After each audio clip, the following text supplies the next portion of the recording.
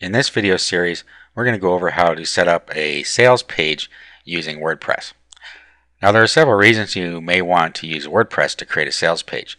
First of all, WordPress is like search engine candy. The search engines really like things built with WordPress. Secondly, there are a lot of functions you can add by way of plugins using WordPress. And thirdly, if you don't know anything about designing a web page, it's really easy to do with WordPress. And I'm going to show you how to take a basic theme, just change a few lines of code, and it's very simple. I'll show you right where to do it and what you need to put in there. And then you'll be ready to just type in your sales copy, and you have a sales page that's very search engine optimized and looks professional. Now, the sales page we're going to create is going to look something like this. Okay, so it'll look basically like this, but it's going to be built over WordPress. Okay, so the first thing we're going to need to do is install WordPress. Now, there's a couple ways to do that. You can use the files that you see right here, or you can use Fantastico if it's included with your web hosting package.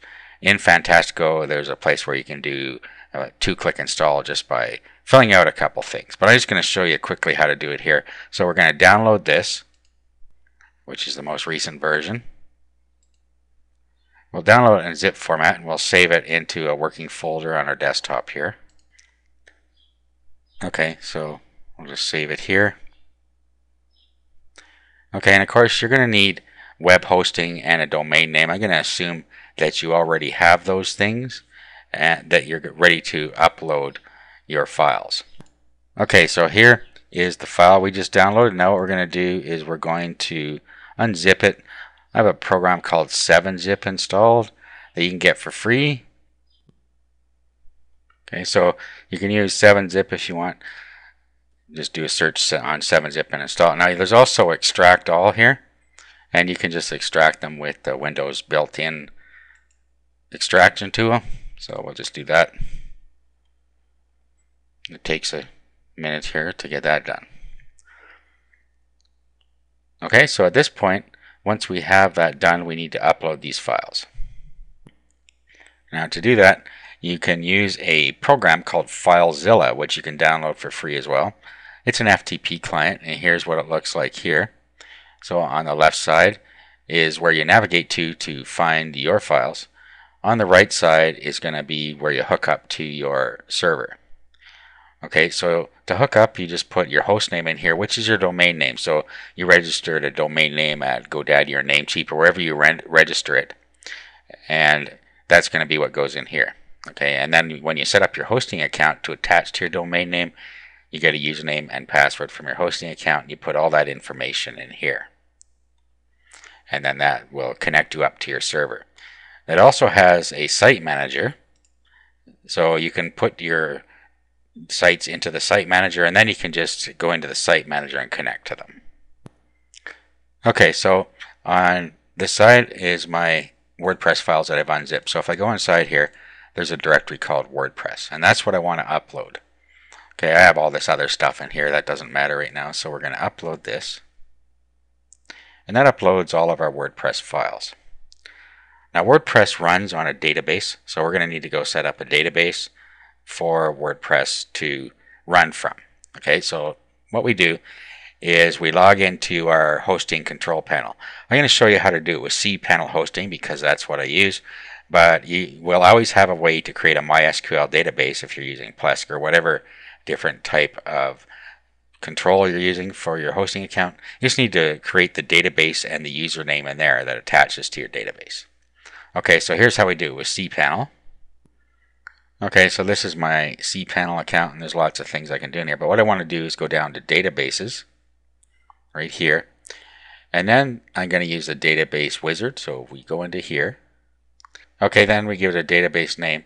Now there's a extension on the front here, and that is just how it identifies your files for your account.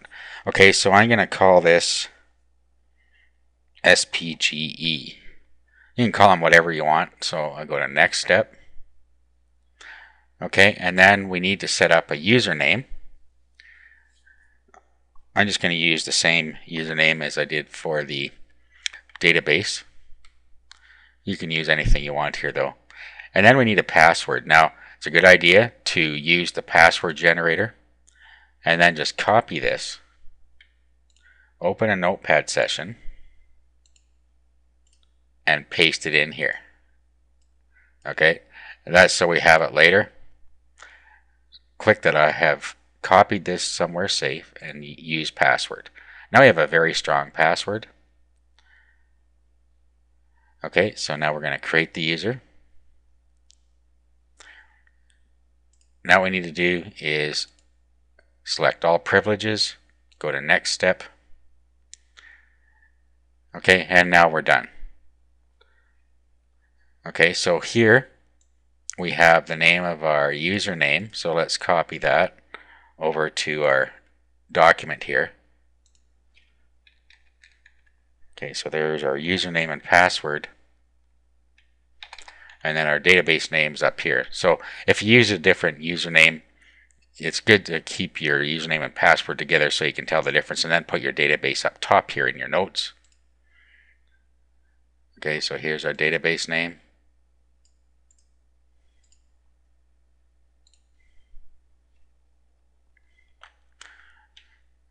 Alright, now our database is now created, so we're done with that part. Now let's go check on our upload process, and we're still going here. We'll just wait for this to finish. Okay, now it's all done. So what we want to do, we could have done this on the other side, but let's rename WordPress. And we'll call it, you can call it whatever you want. I'm just going to call it Sales Backend.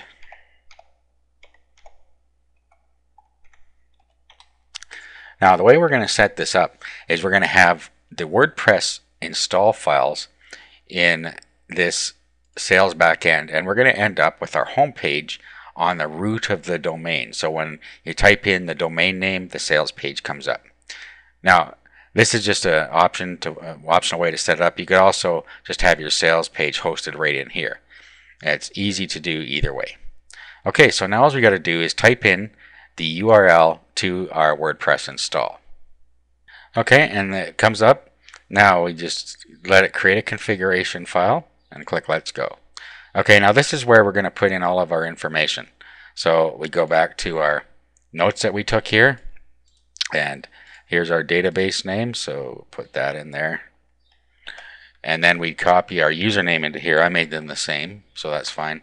Our password is here. So we'll take that and paste it in there. Next we have our database host. This is usually going to be right, but a way you can tell is to go back to your where you set up your databases. In my case is Control Panel. Okay, roll down until you find phpMyAdmin and click on that.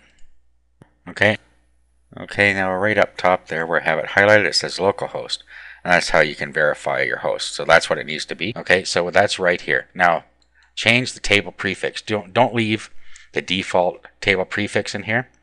What the table prefix is it's a set of characters that goes in front of everything so that you can differentiate different databases within, or different sets of data within the same database. So you could put as many WordPress installs inside this database as you wanted. You just give them different prefixes. Okay, so let's just change that to SP. Click Submit. Okay, and then run the install. Okay, now we give it a site title. Doesn't really matter at this point. We can change it later. So we're going to just say sales page. Okay, username. Don't use admin. Again, this is for security reasons. There are hacks out there. There are programs that hack automatically and look for certain things. Okay, and then you can put your password in here.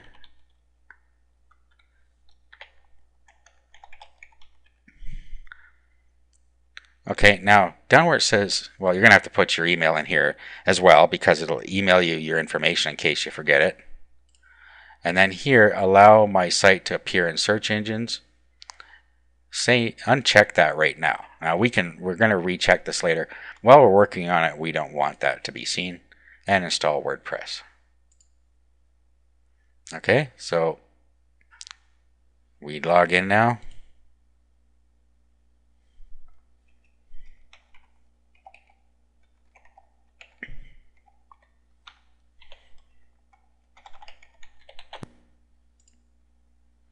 Okay, and at this point WordPress is all installed and ready to go. In the next video we're going to start setting up the internals for our sales page.